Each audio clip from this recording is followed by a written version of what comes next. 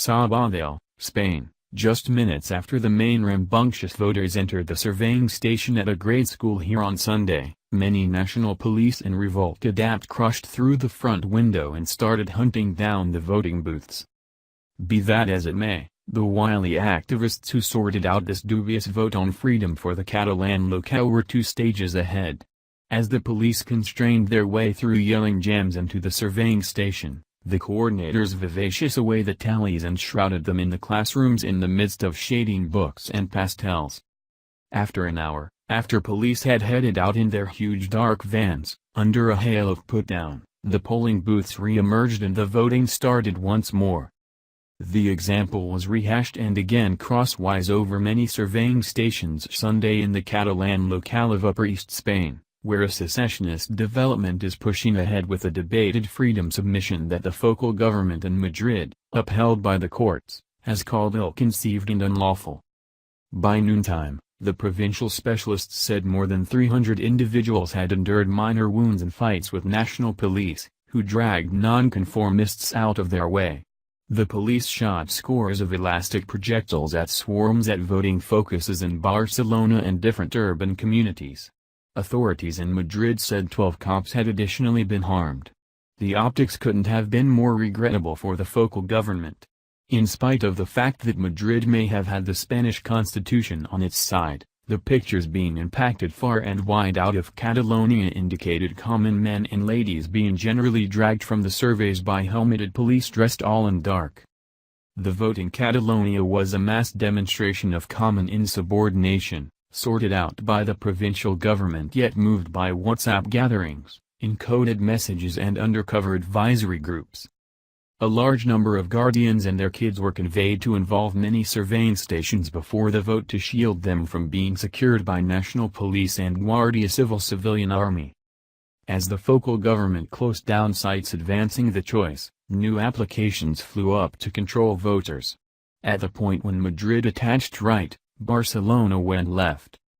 The nearly dreamlike conflict between the focal state and its nationals saw mass shows in the previous 2 weeks and a high-hazard session of feline and mouse, as the secessionists tried to bring off a vote that Madrid promised it would stop.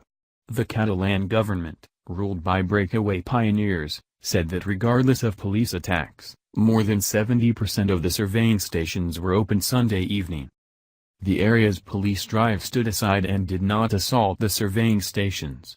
Rather, firefighters looked to safeguard quiet and shield the group and national police from setting upon each other. The territorial president, the ace Severance Carles Puigdemont, said Spanish Prime Minister Mariano Rajoy ought to be embarrassed about himself, while Catalans ought to be associated with acting with valiance and nobility. Barcelona Mayor de Colau called the day's occasions amongst natives and police a burst. Long lines wound around the pieces in Barcelona. In the field, agriculturists surrounded the surveying stations with tractors to secure the ticket. In the previous material town of Sabadell, the 5th biggest city in Catalonia, several volunteers spent the night in the schools utilized as surveying stations, strumming guitars and singing people melodies from the past times. As they got up and dozing sacks sprawled in the foyers, their neighbors were sneaking the polling booths into assembly halls.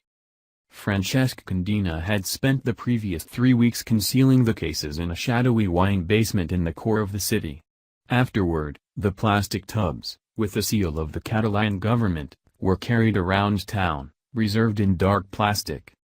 They were veiled as sacks of junk, Candina said. Yet, this was majority rule government we conveyed in our grasp. Codina said witnesses and knowledge officers were hunting wherever down the tallies and boxes. He shrugged. In any case, there's loads of concealing spots. At a secondary school for modern preparing, Teresa Mesa was volunteering as an onlooker for the vote. Inquired as to whether she feared viciousness or capture, she replied, "No. What's more, regardless of the possibility that they terrified me a tad bit, it would be justified, despite all the trouble." Just before the surveys opened at 9 a.m., the Catalan local government pronounced that any enlisted voter could vote any place, as opposed to visiting their relegated surveying station in the places where they grew up. The voting records, the local government stated, would be advanced and not printed as regular for the surveying officers to check against recognizable proof cards. Be that as it may, there were issues immediately with enlisting the voters, and online framework was mulish. Also, this among the various inconsistencies promptly brought up issues about the authenticity of the tumultuous vote. The individuals who contradicted the vote, particularly the general population who need to stay in Spain, jeered that the Catalans were being permitted to vote the same number of times as they like. The local government reported that it thought about the specialized issues and was encouraging tolerance. Ana Fernandez, an area PC marvel, was made a request to come rapidly to the Escola Nostra, our home school, just before the voting started to help get the glitchy advanced records to work. At that point the police got through the windows, said the mother of 3, who all go to the school. They accompanied huge mallets. The old individuals bolted their arms together and attempted to stop them. They were yelling at us, "Where are the votes? Where are the cases?"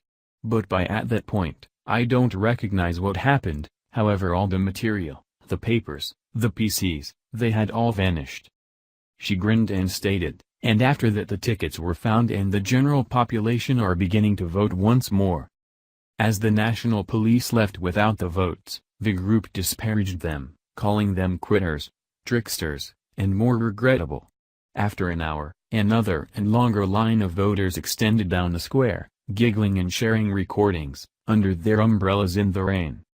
Enrique Millo, Spanish government's best official in Catalonia, said national police were experts acting with limitation and inside the law to uphold court decisions to stop a rebellious vote that looks to shred the nation.